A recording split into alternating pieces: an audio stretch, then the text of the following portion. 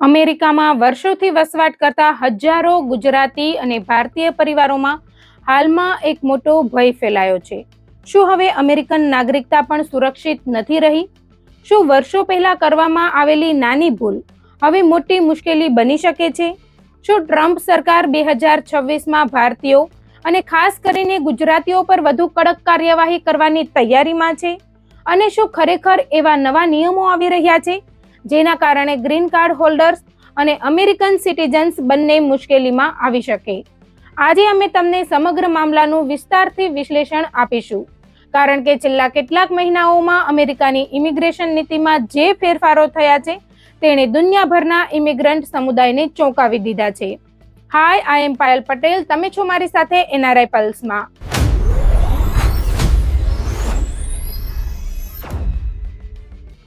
અમેરિકામાં આજે લાખો ભારતીયો રહે છે અને તેમાં મોટી સંખ્યામાં ગુજરાતીઓનો સમાવેશ થાય છે. ઘણા લોકો 20-25 વર્ષ પહેલા અમેરિકા ગયા હતા. કેટલાક સ્ટુડન્ટ વિઝા પર ગયા, કેટલાક ટુરિસ્ટ વિઝા પર ગયા અને પછી ત્યાં સેટલ થયા. તો કેટલાક લોકોએ લગ્ન અથવા અસાયલમ દ્વારા ગ્રીન કાર્ડ મેળવ્યું.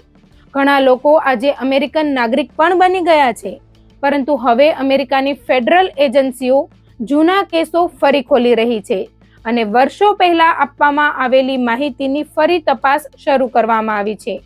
ખાસ કરીને ડોનાલ્ડ ટ્રમ્પ સરકાર ફરી સત્તામાં આવ્યા પછી ઇમિગ્રેશન ઇન્ટિગ્રિટી અને નેશનલ સિક્યુરિટી સ્ક્રીનિંગના નામે કડક કાર્યવાહી શરૂ કરવામાં આવી છે. અમેરિકામાં એક કાનૂની પ્રક્રિયા છે જેને ડિનેચરલાઇઝેશન કહેવાય છે. તેનો અર્થ એ થાય છે કે જો કોઈ વ્યક્તિએ ખોટી માહિતી આપીને, ફ્રોડ કરીને અથવા ગંભીર માહિતી છુપાવીને અમેરિકન નાગરિકતા મેળવી હોય તો સરકાર કોર્ટમાં જઈને તેની નાગરિકતા રદ કરાવી શકે છે. અગાઉ આ પ્રકારના કેસ બહુ ઓછા જોવા મળતા હતા, પરંતુ હવે 2026માં તેમાં મોટો વધારો જોવા મળી રહ્યો છે. અમેરિકાના ડિપાર્ટમેન્ટ ઓફ જસ્ટિસ અને USCIS દ્વારા એવા કેસોની ફરી તપાસ થઈ રહી છે જેમાં વર્ષો પહેલા ગ્રીન કાર્ડ અથવા નાગરિકતા મંજૂર થઈ હતી. તાજેતરમાં અમેરિકાની કેટલીક અદાલતોમાં એવા કેસો દાખલ થયા જેમાં લોકો પર આરોપ મુકાયો કે તેમણે જૂના ગુનાઓ છુપાવ્યા હતા, ખોટા લગ્ન બતાવ્યા હતા, ખોટા નામનો ઉપયોગ કર્યો હતો અથવા ઇમિગ્રેશન ફોર્મમાં ખોટી માહિતી આપી હતી.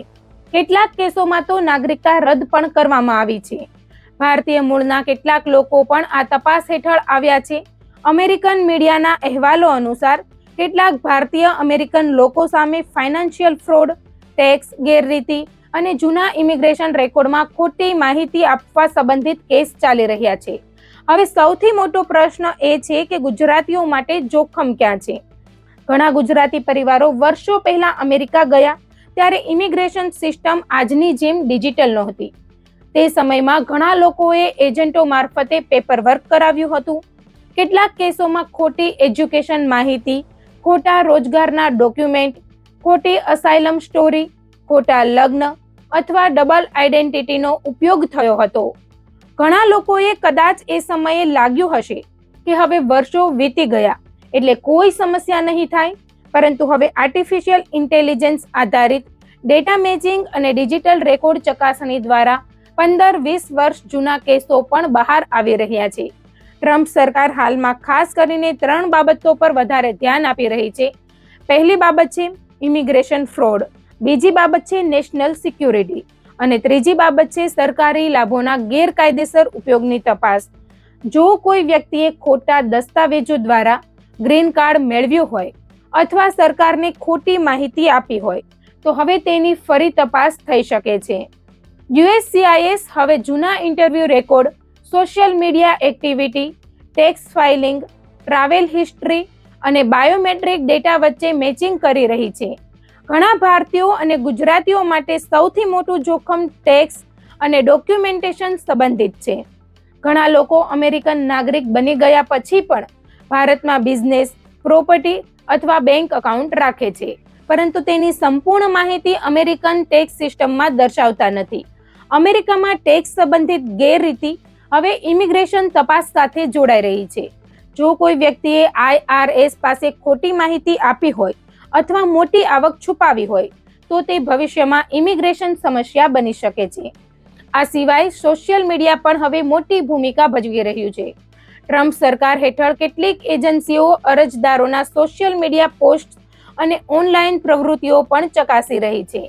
ઉશ્કેરણીજનક પોસ્ટ, હિંસાત્મક વિચારધારા અથવા ગેરકાયદેસર પ્રવૃત્તિઓ સાથે જોડાણ હોય તો તપાસ વધી શકે છે. ખાસ કરીને હવે એન્હાન્સ્ડ વેટિંગ નામની પ્રક્રિયા વધુ સખત બનતી જઈ રહી છે. હવે વાત કરીએ જૂન 2026 પછી શું બદલાઈ શકે છે, તો અમેરિકામાં હાલમાં કોંગ્રેસ અને સેનેટમાં ઇમિગ્રેશન સંબંધિત અનેક પ્રસ્તાવો ચર્ચામાં છે. જો કે એવો કોઈ કાયદો પાસ થયો નથી જે સીધા ભારતીયોની નાગરિકતા રદ કરે, પરંતુ ટ્રમ્પ સરકાર એક્ઝિક્યુટિવ ઓર્ડર્સ અને ડીઓજી પોલિસી દ્વારા એન્ફોર્સમેન્ટ વધારી રહી છે. કેટલીક આંતરિક મેમોમાં કહેવાયું છે કે જૂના નેચરલાઇઝેશન કેસોની ફરી સમીક્ષા કરવામાં આવશે અને ફ્રોડ આધારિત કેસોમાં ઝડપી કાર્યવાહી કરવામાં આવશે. આ સાથે ગ્રીન કાર્ડ હોલ્ડર્સ માટે પણ મુશ્કેલી વધી શકે છે. જો કોઈ વ્યક્તિ લાંબા સમય સુધી અમેરિકા બહાર રહેતો હોય, ટેક્સ ફાઇલિંગ ન કરતો હોય અથવા ક્રિમિનલ કેસમાં સંડોવાયેલો હોય તો તેના ગ્રીન કાર્ડ પર પણ અસર પડી શકે છે.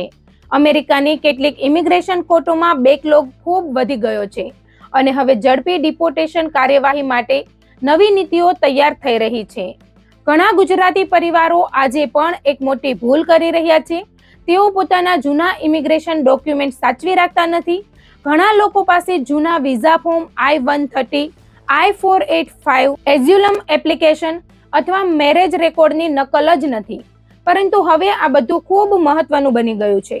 જો ભવિષ્યમાં કોઈ તપાસ થાય તો વર્ષો જૂના દસ્તાવેજો જ સૌથી મોટો બચાવ બની શકે છે. કાનૂની નિષ્ણાંતો કહે છે કે સામાન્ય કાયદાનું પાલન કરનારા અને સાચી માહિતી આપીને નાગરિકતા મેળવનારા લોકો માટે ગભરાવાની જરૂર નથી. અમેરિકન નાગરિકતા હજુ પણ મજબૂત કાનૂની સુરક્ષા ધરાવે છે. પરંતુ જો કોઈએ ઇમિગ્રેશન પ્રક્રિયા દરમિયાન ફ્રોડ કર્યો હોય અથવા ગંભીર માહિતી છુપાવી હોય તો હવે જોખમ વધી રહ્યું છે. ગુજરાતીઓ અને ભારતીયો માટે હવે કેટલીક સાવધાનીઓ ખૂબ જરૂરી બની ગઈ છે. સૌથી પહેલા પોતાના બધા ઇમિગ્રેશન અને ટેક્સ ડોક્યુમેન્ટ સુરક્ષિત રાખવા જોઈએ.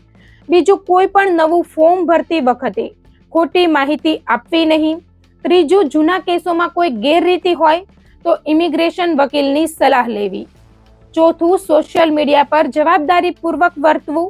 અને પાંચમું, જો કોઈ વ્યક્તિએ વર્ષો પહેલા એજન્ટ મારફતે પેપરવર્ક કરાવ્યું હોય તો હવે પોતાનો સંપૂર્ણ USCIS રેકોર્ડ FOIA દ્વારા ચકાસવો જોઈએ.